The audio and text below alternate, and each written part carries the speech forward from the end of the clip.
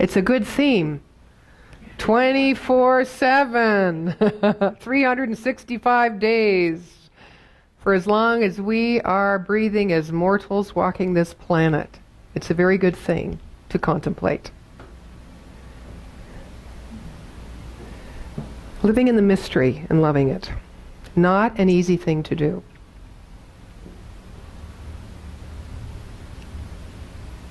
I'm reading a book that I think it was Sharon bought me, wasn't it? It's, you know, how you hear the buzz and all of a sudden, every once in a while, then it will show up for me, and it's The Untethered Soul. So it seems to be the rage. Even Dr. Deb and Ken Gordon are teaching that in Kelowna right now in a book study. And so I actually got my title from the book, The Secret of the Sacred or the Spiritual Heart. And I feel it's really pertinent to talk about this right now, because the science of mind leads us to a place where we can understand and get a grounding in principle of who we are and how, if we work in the nature of life as a whole, which means on the universal unseen plane, that abstract absolute realm where these laws are always moving about, like the law of growth, the law of attraction, all on energy, all on energetics. And as we can grasp or grok that as it works above, so it works below, as we bring ourselves into alignment with these ideas and start to hand off and hand over this burdensome responsibility. We often feel we're burdened with having to figure the problem out or find that solution or do it now, because we live in a realm of time and space that we feel puts constraints on us and that we have to measure up to, that we have to rise above. What are we rising above? What are we measuring up to? We are it already. It is always working despite what we think about it, despite what decisions we make, despite what actions we take. The perfection of the universe, this divine order, is always moving, cohesively, consistently, and impersonally. Which means it is not affected in and of itself, in its own wholeness and self-consciousness and self-existence, by what we do, by what we think. It's not affected because it already is whole and it is infinite. So that idea is really something that we have to, if we are going to be, as Patty, oh there you are, just look for the blue, as Patty was singing about today, in harmony and peace, and I spoke about earlier, we have to understand that how the universe operates is how we operate. We're just not always aware of it. We're not aware that we have that intrinsic capacity of intelligence, of creative intelligence, that is infinite within us. What is intuitive and natural? What is intuitive and natural? I think it's our capacity to know. Now, often when we hear the word intuition, it kind of gets pushed up against this idea of knowledge. Intuition meaning awareness of that mystery. Intuition meaning trusting that small voice, as opposed to going the way you feel it's safe and secure by what has gone before. But what we need to do is bring those two together, because they're both equally valid in the understanding of our own and activation of our own capacity to live into the becoming of the magnificence of who we all have been born to experience by our expression of it. Most of you have heard of the Upanishads. Now, the Upanishads are a series of brief writings that originated from hymns and teachings in early Indian civilization, dating back to, I don't know, approximately 1500 BC, I would say. They're oral in their tradition. They were passed down by illumined teachers to students who were seeking truth and knowledge about themselves. Not about life, not about circumstance, not about conditions, not about career moves, but about themselves. Not about outside conditions. Each Upanishad is complete in itself. It's an ecstatic snapshot of transcendent reality. Some of them are in dialogue, some in story form. Are you familiar with some of these writings in the Upanishads? But the idea of it is to connect the question with the questioner. Not find an answer to solve a problem that lives in your own mind that is reflected outside. It is just designed to connect the question that we have in the exploration of who we are with ourselves.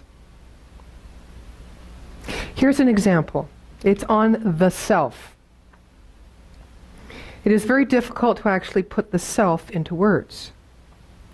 The Mundaka Upanishad, which is 2 modes of knowing, claims the Lord of Love is above name and form. He is present in all and transcends all. This Upanishad continues later to add, bright but hidden. The self dwells in the heart. Everything that moves, breathes, opens and closes lives in the self. He is the source of love and may be known through love but not through thought. He is the goal of life. Attain this goal.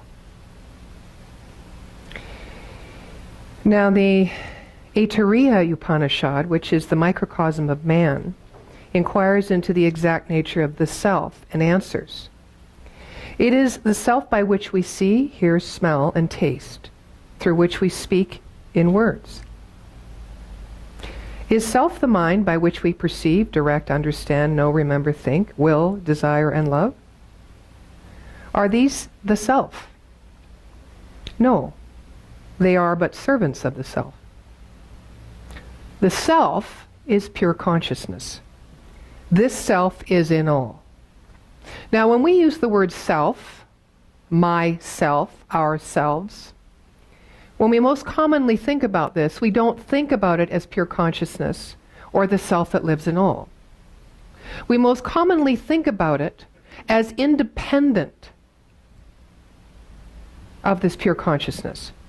Unless, of course, we personally intend and make time and space in which to eliminate time and space in spiritual practice.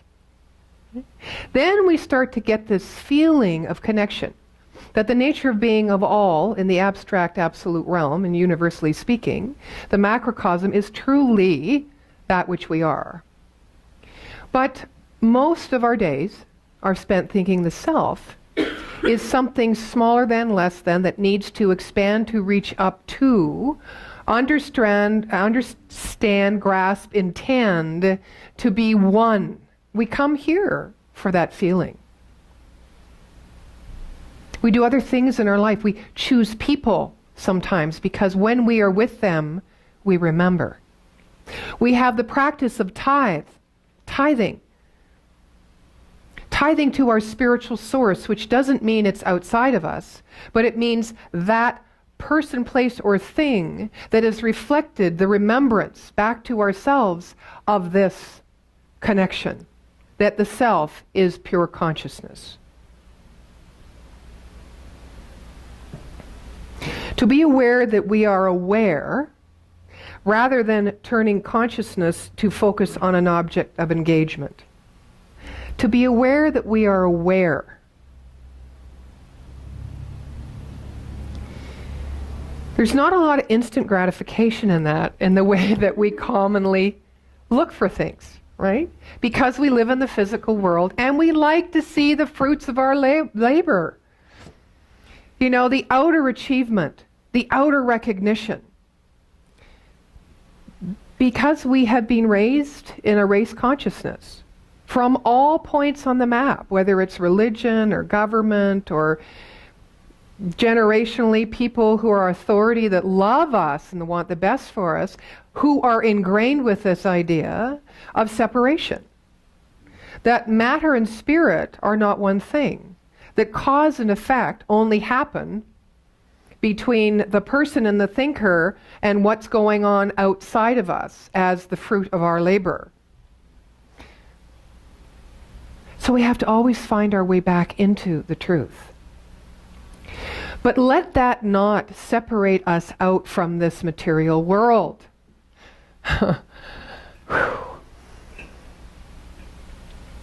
Spirit cannot know itself without creation. Creation cannot know itself without spirit. This is the holy, sacred marriage, the mystical marriage, the partnership. So may we always lean into, with our focus, the awareness that we are aware, that we are the self, the pure consciousness, the thinker behind the thought, rather than lean our awareness into the condition of the fruits of our labor. I was walking around Bragg Creek yesterday, couldn't help myself, had to get away from, I Oscar movied myself on Saturday night into oblivion. I watched two of them, Dallas Buyers Club and Captain Phillips, up until midnight. And then I got up, that was Friday I think, got up Saturday morning and was multitasking, but really intensely. And I went, okay, that's it. I think it's nice outside. That was yesterday. I'm going to get my clothes on. Well, I couldn't. I was out for 2 hours. Yapping, talking. People are walking around Bragg Creek, no coats on, eating ice cream. What world am I in? It was great. And so I trip upon a lady who used to sit on the chamber with me, Sharon, and she's a realtor with Remax. And we're talking about the dreaded spring thaw. And she said to me this, and Sharon's about my age. She said, it took me a long time to be detached, is what she said. I don't mean not attached. And I don't mean attached. Like, I'm not attached, I'm not attached, I'm just detached. And it was very interesting. First of all, I didn't expect her to talk to me like that, because we've only ever had conversations about real estate and business and conditions, spring thaw, right? And all of a sudden, out of nowhere, came this idea. And I thought, that's very interesting. I wanted to bring it here today because it seems like when we are in the world but not of it, we go from one end of the continuum to the other, but very rarely do we hang out here, right? On the axis of pure consciousness, in which all things are one. Right. So detachment may have another meaning for you, but when she put it in that context and how she phrased it and the cadence of her voice made me feel that she was here. She was detached from leaning into one or the other because she knew it was all one thing. The secret of the spiritual heart, for me, is knowing that it is all one thing. And how I test myself is through my resistance. It's like this, how much in resistance am I to something? Or how do I back away or withdraw? Or how do I even put it out of my mind? Here's the thing, we're driving down the street. It's a great day like yesterday, watching people enjoying themselves, not worrying. I think when people eat ice creams, they don't worry. Of course, it's completely different for me. That's why I don't eat ice cream very much. Guilt! But here we are. I'm looking at all these people. And so I'm driving down the street. And I have a place I'm going, or maybe I don't have a place I'm going. Maybe I'm just driving to drive. Maybe I'm just driving to drive. Maybe I'm living to just notice. Not because I'm living on purpose, for a reason, to achieve something out there. maybe I'm just living to observe. What? The nature of things. Observing the nature of things. So I'm driving down the street. Oh, look at that beautiful tree. Oh, look at that wild colored car. Oh, look at that fabulous house with the turret. I've always wanted to live in a turret, you know.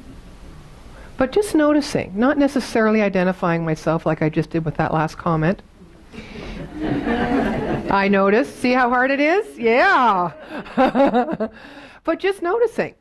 And sometimes when you're noticing, you latch onto something like the turret. I got ahead of myself.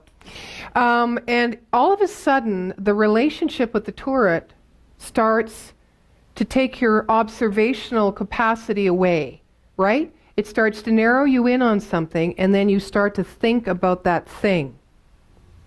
Now, say it wasn't a turret. Say it was a past relationship. And say you saw the car of the person you used to be in relationship with, and it wasn't a very nice breakup. And you still had yearning and longing. Just say. And you see this car, and all of a sudden your heart starts to beat, or your mind starts to judge, and you start to maybe feel emotions of anger, or maybe mixed emotions of lust and anger, or love, or yearning, or whatever. Have you lost the powers of observance? Yeah. I think so. Now, not only is it in that moment, but then you drive away and you can't, then you try to get it out of your mind. Because you start talking to yourself about, okay, it's over. What are you doing? Don't do this to yourself, you know. So you've got this mind chatter going on. We talked about it last week, called the inner roommate, right? It's got to criticize, judge, all that stuff. Now you get out of the car and you're into your next appointment, or you're meeting a friend, and you're half listening because you can't get this idea out of your head. It's kind of like what happens to us when we go through a day. Not only do we grab certain thoughts out of the ethers that attract us, or that perhaps engage us because we're curious, or perhaps they match synergistically with that inner desire and we want to create something. Not only are we busy doing that, but we're also busy having these other conversations where we have identified with people, places, or things that have meaning for us in some regard. And as we lean into those conditions of our life via our memories, our experiences, our past feelings, we tend to lose the capacity to be able to remember the true nature of our being as pure consciousness. Now, in this book, The Untethered Soul, it talks about keeping an open heart. So I said that my meter was resistance. So the opposite for me of resistance is openness. You could put other words to it, like vulnerability or transparency or authenticity. But openness, the feeling of openness, that's the place where this focused intention or identification on one thing or idea has a chance to become neutralized or dispersed. Because when your heart is open, the energy of life, which is love and wisdom, has a chance to marry itself and move through your life in an unobstructed way. These places in our mind that we've grabbed onto, that we've consciously let go, but maybe not subconsciously ever let go, right? Create blocks. Now, there is a way for universal energy to keep flowing through our life even though we have those blocks. It's called circling back. Because the life and the flow of God, or intelligence, cannot be stopped. Doug often talks about it. He used the metaphor with the river and the boulder, right? If it can't go through, it's going to go around. It's going to get there somehow. The expression will not be stopped, right? So while we're trying to work on these attachments that identify us and keep us limited in our mind will often resist. And where's that energy of that block going to go? It often moves to our heart. And then feelings and emotions come up, right? And we know often what we do with those things, right? Later, baby. File 13, when I'm ready. Yep. When I'm on a vacation, when I'm feeling stronger. Certainly one would deal with anything when I have the flu. Never a good idea to move ahead when you're feeling emotional or make a decision. We've got all these thoughts about our emotions and our feelings. The biggest one, let us not show them. Because then we make ourselves vulnerable. Hallelujah. It's a long journey to become vulnerable, right? To just let ourselves hang out and be seen. Personally, I've determined that if there's anything more important or more valuable in my life than that journey, somebody is going to have to inform me, because I haven't found it. I've come to that conclusion that I want to, and I'm thinking of Bill Saviak right now. In his last 3 months, the last 6 months, last year of his life, when I said, Bill, what do you want treatment for? What do you want to remember? He said, I only want to know myself as love. That was all that was important. And I thought about that over and over and over as to why he gave me that gift, right? And how do you find love? Through an unobstructed, open heart.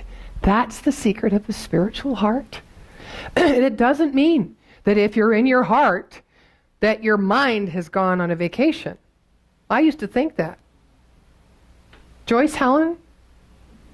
It's like, well, does your mind lead you? Or are you led by your heart? Remember those ideas? My mom used to say that to me. And I was like, I thought it was a bad thing to be led by your heart. It was like a secret, The secret of the spiritual heart is to let it feel and be open. To let it be unobstructed. To let it be seen. To let it lead and guide your life. Your wisdom, your intelligence, nothing can be left behind. Nothing can be left behind.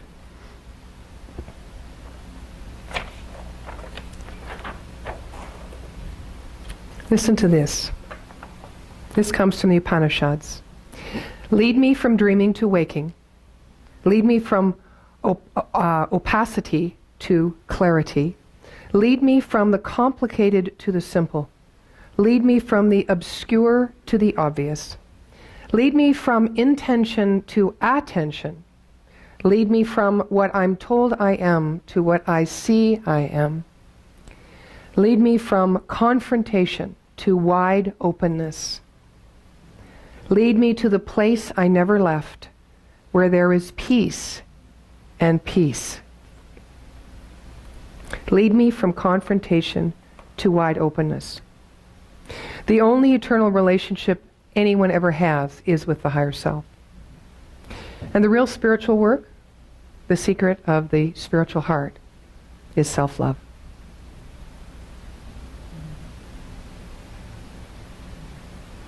The mind can be trained into self-love by being shown over and over that the higher self is a safe haven of love and protection. The higher self cannot protect you until you seek its security. This process begins when you devote time and energy to self-love. Self-love grows when you refuse to follow the impulses of anger and fear. Trust that the universe is on your side. Form your desires from the heart and watch the higher self carry them out. Believe that you are enough in and of yourself. Heed the tenderness and the sweetness of your love for others. Put your attention on positive energies in every situation. Honor your own needs first without having to seek approval from others, and cultivate the peace of inner silence. A short story of detachment. In the last century, a tourist from the States visited the famous Polish rabbi, Hafez Hayim. He was astonished to see that the rabbi's home was only a simple room filled with books. The only furniture was a table and a bench. "Rabbi, where is your furniture?" asked the tourist. "Where is yours?" replied Hafez. "Mine? But I'm only a visitor." "So am I," said the rabbi. Nice. And one more to close. It's the story of the undesired flowing to you, which often happens when you open your heart. Yes? Some say it's to test to see if it's really open. I think it's just the natural order, the law of correspondence. Because as you open the heart, everything unlike it needs to be removed from you. And all that which is unlike the nature of love and givingness and openness and surrender is going to meet you in yourself as it moves on its way out. This process goes on as you open your heart, but also the projection out here of people, places, and things in form will also wear the mask of a blessing in disguise until you are clear. Buddha seemed quite unruffled by the insults hurled at him by a visitor. When his disciples later asked him what the secret of his serenity was, he said, "Imagine what would happen if someone placed an offering before you and you did not pick it up. Or someone sent you a letter that you refused to open. You would be unaffected by its contents, would you not?